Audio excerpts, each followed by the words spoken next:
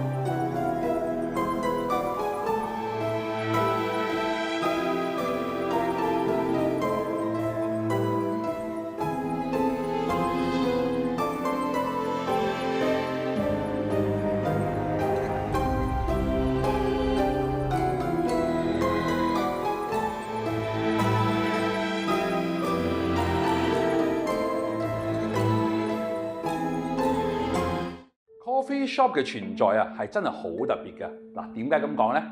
譬如話，如果你唔中意食巴西菜嘅話咧，你係永遠唔會主動約人去巴西餐廳見面嘅。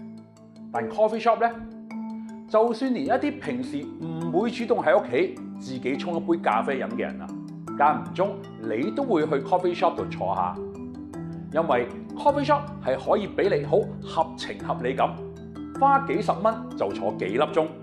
同朋友聚會，吹下水，無聊 hea 下，傾下生意，或者識下女仔，加深感情都得。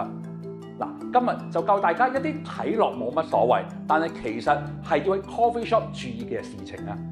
第一個情況，如果你係約人去 coffee shop 嗰度傾生意，或者之前同女朋友嘈咗交，而家想約女朋友出嚟坐低見個面，打算箍翻個煲嘅話咧，嗱，咁樣你就一定要揾一間 coffee shop，佢係有圓台嘅，最好就真係唔好坐方台啦。因為點解呢？風水缺有雲，曲水有情，直水無情啊！風水上，屋企前面嘅路就係假水，即係窗嘅外邊嘅路，如果係波浪形或者彎彎曲曲嘅形呢，呢個叫有情之水。住喺屋企裏面嘅人啊，處理人際關係呢個包容性都會強一啲。嗱，同人講嘢亦都會再婉轉一啲添。嗱，而屋企窗外面嘅路係直不甩一條橫向而過，呢啲稱之為無情之水啊，會導致人嘅包容性咧都會差一啲，講嘢咧亦都會過分直接一啲嘅。嗱，甚至乎有時候講嘢直接唔令人感受添。咁如果你坐嘅台前面係圓形邊嘅話咧，咁即係話呢一個就係你嘅假水，亦即係有情之水。咁傾生意啊，或者同女朋友箍煲嗰陣時咧，大家包容性都會強啲，咁樣你嘅着數係咪大一啲啊？第二個情況就約朋友出嚟吹下水，或者 hea 下打下機啊！嗱，呢種情況咧，一般一坐咧就幾粒鐘起步啦。其實最怕就係啲侍應行嚟行去，過去執晒你啲杯酒，或者行過去問你要唔要加嘢，好似嫌你阻住張台，想叫你快啲就咁樣啊！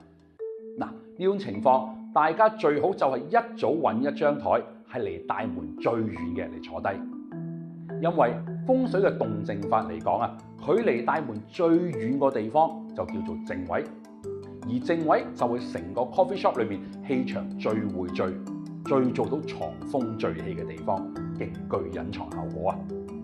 所以想出嚟 hea 幾個鐘，又唔想侍應關注到你嘅存在，記得要揾個正位出嚟啦。嗱，又有一種情況，雖然機會係比較少，但我都真係見過㗎。就係叫做被逼約出嚟見面吹水啊！其實本身咧你就好唔想出嚟嘅，但係唔去又好似唔俾面咁樣，唔知大家有冇經歷過呢？咁嘅情況下，我哋就要揾個動位嚟坐下啦。動位同正位啱啱相反，係距離門口最近嗰一點啊。坐喺動位嘅人會不自覺咁受動位嘅氣場影響，從而坐唔定啊，成日都想走嚟走去，甚至乎想快啲離開嗰張台咁樣。如果真係咁發生嘅話，咁唔係合晒你嘅心意咯。嗱，跟住咧就想講下 coffee shop 嘅裝修啊，對你有乜嘢影響啊？嗱，如果係傾生意或者係識女仔嘅話咧，最好就去一啲用木台嘅 coffee shop， 盡量少去一啲用玻璃或者金屬台嘅 coffee shop 喎，因為玻璃金屬嘅殺氣咧比較重。如果係方形嘅台啊，殺氣更加重嘅添。咁樣就會好容易傾下，大家會嘈交，或者大家傾得唔耐煩啦。嗱，木台尤其是圓台嘅話咧，咁就溫和好多，冇乜殺氣啊。另外，傾生意嘅朋友最好約人哋去一啲咧裝修顏色色調比較光猛、採光度比較足嘅 coffee shop 傾嘢。而識女仔嘅朋友咧，最好就約女仔去一啲裝修色調比較昏暗，或者係光線偏柔和嘅 coffee shop， 而同朋友聚會或者一班人出嚟 hea 下咧，咁樣就最好選擇一啲裝修色調比較 sharp colour 或者係比較五顏六色啲嘅 coffee shop， 咁樣個人都會開心啲啦。最後一點啊，話晒都去 coffee shop 啊，一定要叫翻杯嘢飲嘅，冇理由齋坐噶嘛。嗱，咁樣究竟點杯乜嘢飲可以有助運程呢？原來飲啲苦澀味嘅嘢係有清醒同埋提升個人自我克制嘅能力嘅，所以如果約咗客人傾生意，或者最近激嬲咗女朋友啊，想約佢出嚟飲杯嘢，講翻句好説話，箍下煲嘅話咧，咁你又最好點一杯齋啡或者濃茶俾大家飲，等大家雙方可以清醒啲、克制啲，唔好咁容易發脾氣啊嘛。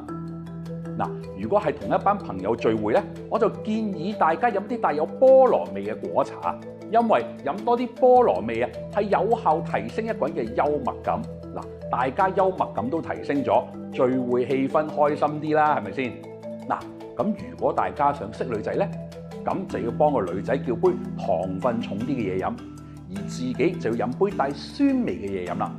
因為啊，甜味係有助提升一個人嘅興奮感覺啊，咁樣大家都開心啲啦。女仔每次見你都咁開心，成功機會率又係咪高啲呢？而你就飲一杯帶酸味嘅嘢飲，因為酸味係可以提升一個人嘅衝勁、幹勁同埋把握能力啊。你諗下，見到個女仔開心啲，你把握能力又提高咗，仲邊有得輸啊？嗱，今日同大家分享咗4個去 coffee shop 要注意嘅事情啊，同埋相應嘅改善辦法。咁你以後無論因為乜嘢原因約朋友出去飲杯嘢，都有相應嘅辦法解決啦。